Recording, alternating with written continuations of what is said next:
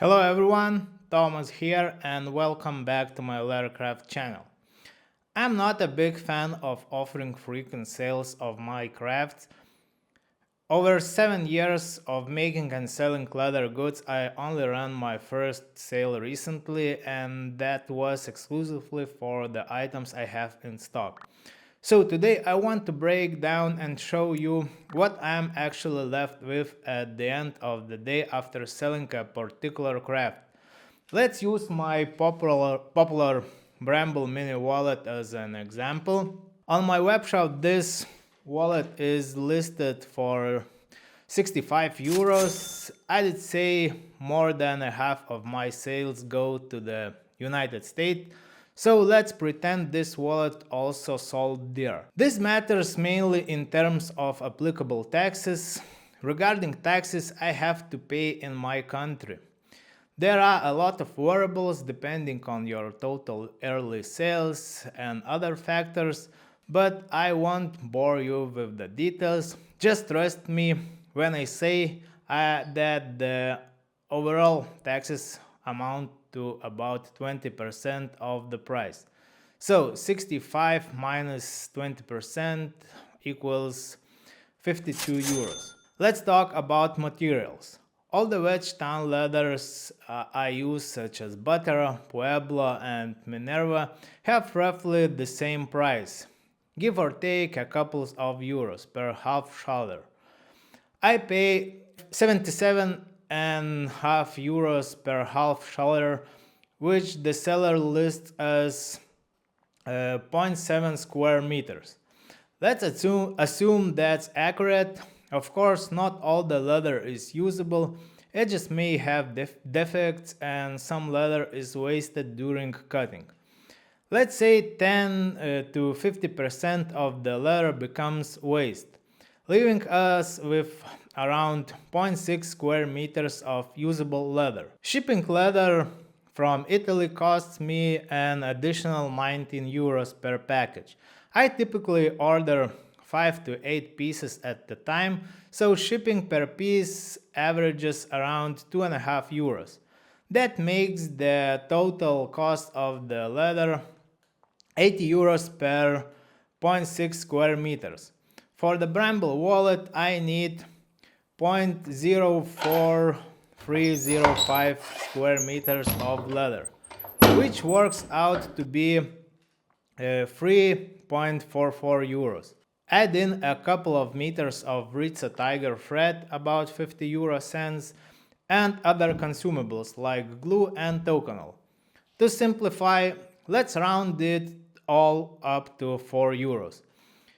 So 52 minus 4, we have left 48 euros. When you pay me, I don't receive the full amount. Payment providers take their cut. For example, PayPal charges nearly 4 euros on 65 euros payment. Other providers charge from 2.5 to 3.5% depending on the platform. Let's take an average and say transaction fees cost me 3 euros. So we have left with 45 euros. I don't charge extra for shipping. I think it's easier for customer to make a purchase when they see the final price upfront, but of course that doesn't mean I don't have to pay for shipping. For a Bramble wallet, shipping with a tracking number to the US via Lithuanian post cost me 5 euros and 38 euro cents. And packaging materials, wrapping paper, wax seals, envelopes, sticky labels, printer ink, and etc. And let's round up to 6 euros. So we have 45 minus 6 equals 39 euros. There are additional expenses I haven't included there because they are hard to allocate to a single wallet. These include web shop costs. I use Wix, which costs around 200 euros per year on a plan I'm on. Tools investments. Over the years I have spent hundreds of euros on tools. Electricity, running my workshop isn't free for sure. But let's keep those for now and let's pretend the remaining is 39 euros entirely profit. For those who are outside Europe, to have a clue what I can do with the 39 euros, I can buy around 27-28 liters of petrol at the gas station. How long it takes to craft a Bramble wallet? Good question. I don't have an exact answer, but let's say it takes me 3 to 4 hours now when I have made hundreds of these wallets over the years. And 39 euros divide to 3 to 4 hours, and we have left with 9.75 to 13 euros per hour. Sounds simple, right? But that's just the time spent crafting. If I sat at home making wallets all day, no one would magically show up and buy them. There is so much more that goes into this business.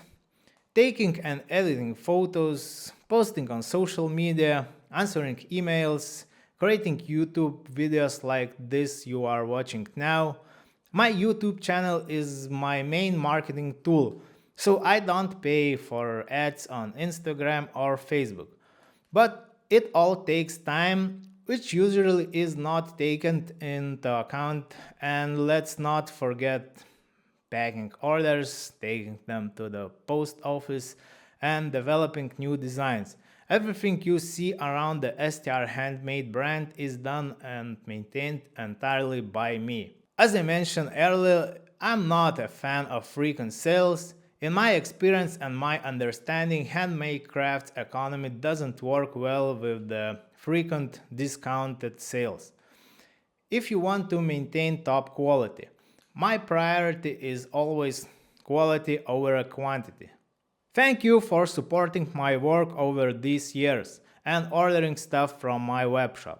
I hope you found this breakdown interesting. You can find my crafts and PDF templates at my webshop strhandmade.com, links down below in the video description. Your questions and feedback are welcome in the comment section. Thanks for watching and see you in the next video. Bye!